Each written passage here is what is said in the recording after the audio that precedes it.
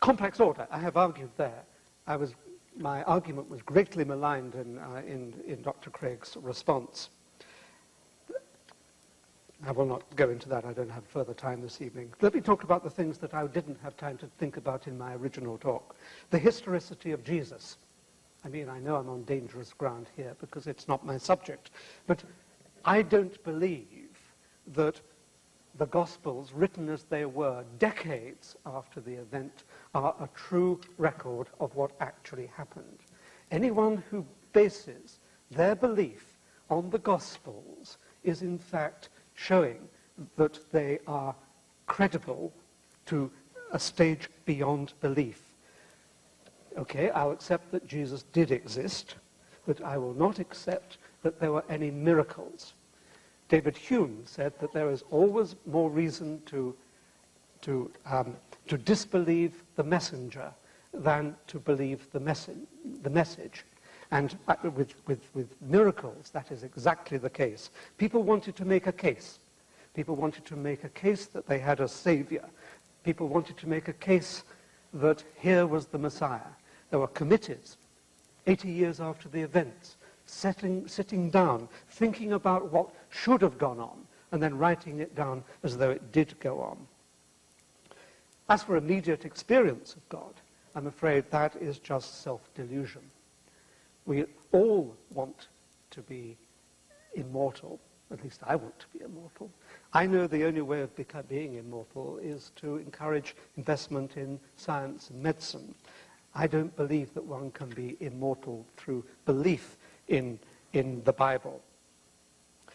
It's people who simply wish to believe, who feel alone in this world, who want comfort, who are lost, who don't know their position in the world, who want to avoid the prospect of their own annihilation, who believe in things that Dr. Craig was terming the immediate experience of God.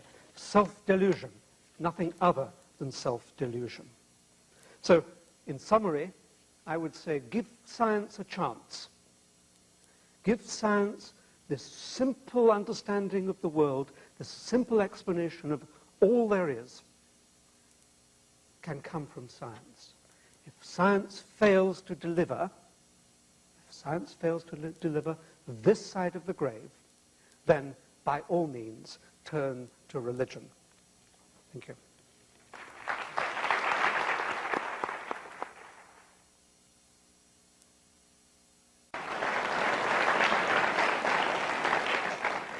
I think it'll be worth our while to spend a little while on the question of agnosticism. That was raised by Dr. Craig. The question was rather graphically put when he said the logician does not require that the existence of something depend on any proffered reasons as to why it ought to exist. That is to say, if something can exist even when all of the known etymological reasons why it is asserted to exist are proved invalid. So let's begin by asking Dr. Atkins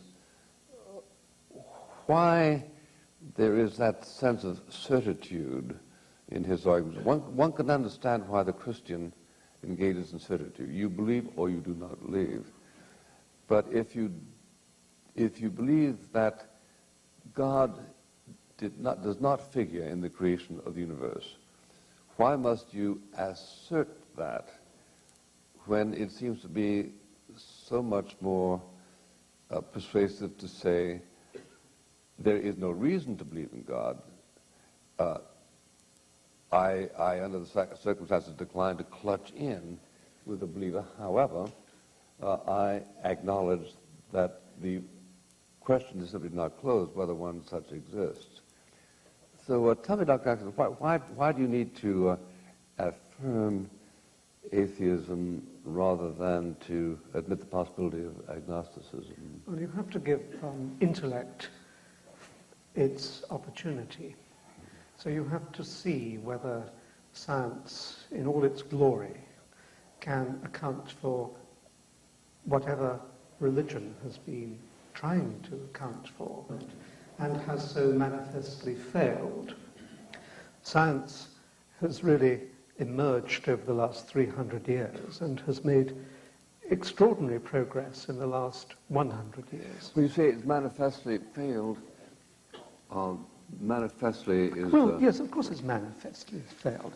It says that there is an incomprehensible creator who made the world for reasons that we will never fathom, did it in a way that we will never know. That is nothing like an explanation. An explanation should be something that we, humans, with our extraordinarily powerful minds, can comprehend. To say that you will never comprehend this explanation annihilates the fact that it is an explanation. No, because as I understand, well, I'll let Dr. Craig speak for himself, the fact that the fact that we will never know does not mean that that which is not known can't in fact exist. Exactly. Say that I mean, better. it just leaves you with agnosticism. That's no proof that there is no such being. Okay, but I think you can prove that there is no God.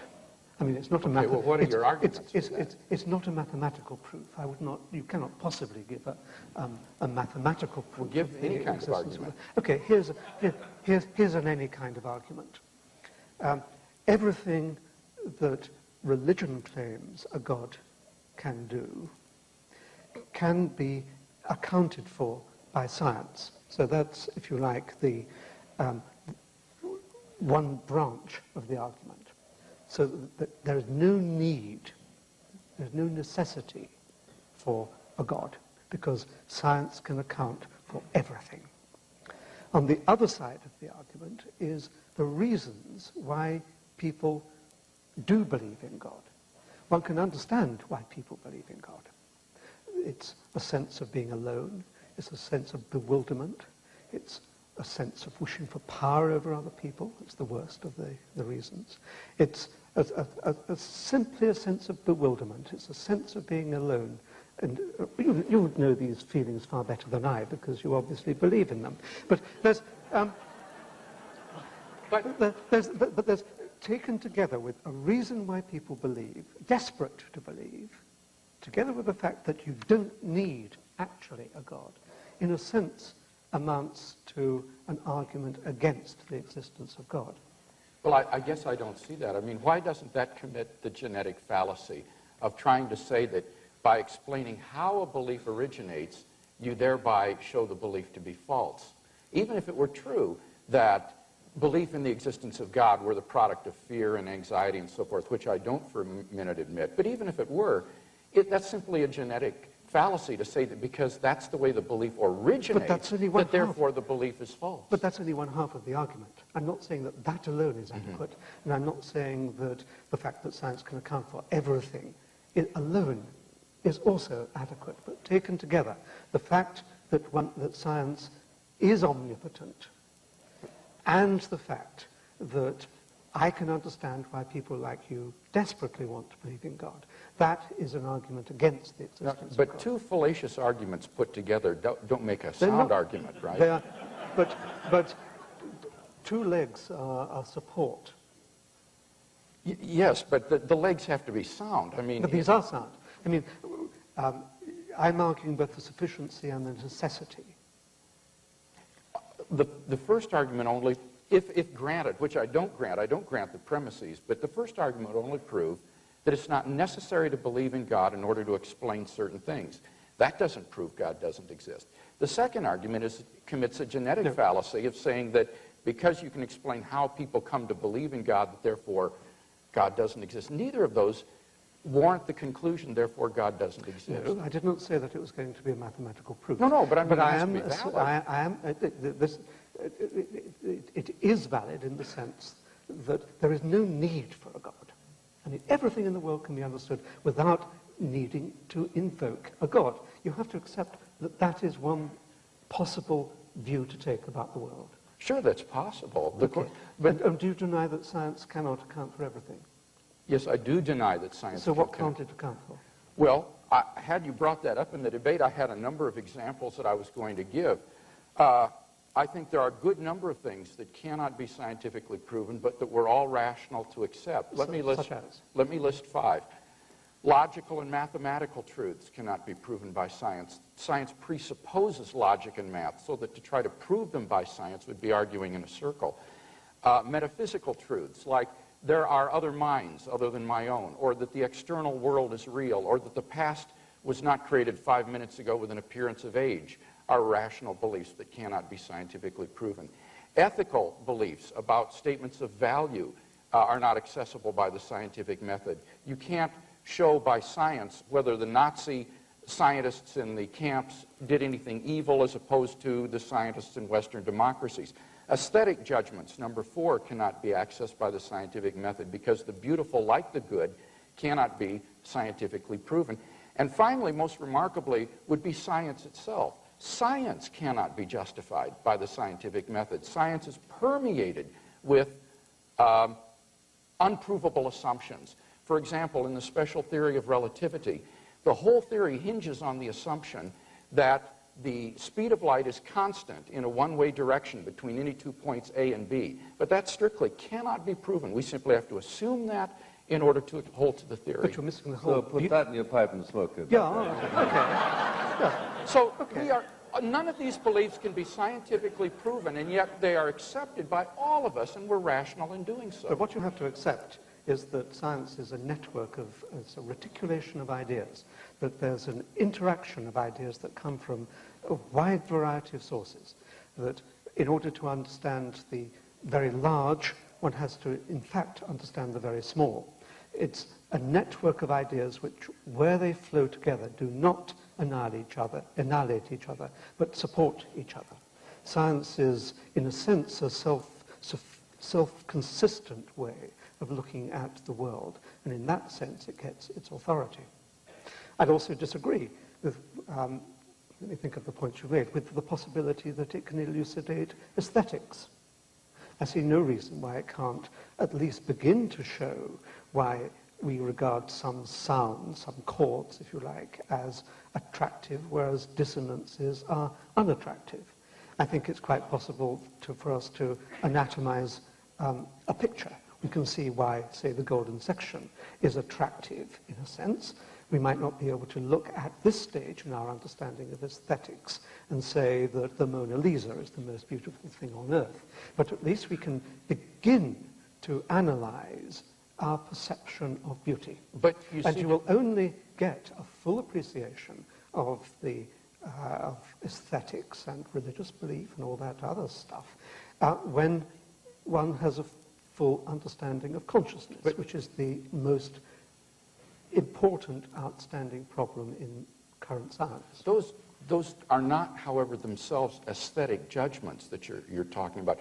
Those are judgments about why we perceive something to be beautiful and ugly. But that is not itself an aesthetic judgment. It's like the ethical. I think it's quite possible to build a machine that decides whether a particular chord is pleasant or unpleasant. But you'd have that to is an trust the aesthetic. machine. No, you wouldn't. You'd have to train it, just as we are trained, just as we live up in a world full of Western music and a Japanese grows up in a world full of Eastern music. Yeah, so you actually change by a kind of neuronal network. We're instructed by conventional arrangements. Yeah, but aesthetics is largely convention. Just as ethics is largely convention. Those are statements which are not scientific statements. Those are philosophical statements about these subjects, which cannot be justified scientifically. But you can explore the origins of ethics. You can explore the origins, the evolutionary origins of ethics, and see that they are conventions that have emerged under genetic control in part, but also by the application of our massive brains. At best, that would show how moral values... Next, after you finish this. All right. That would at best show how moral values are discovered, but it would not show that, therefore, moral values are invented or are mere conventions. That is a statement that is a philosophical statement that goes beyond the realm of science. Now, I want to, hardly to change the subject, but I don't want the entire half hour to go without having some recognition of Christ.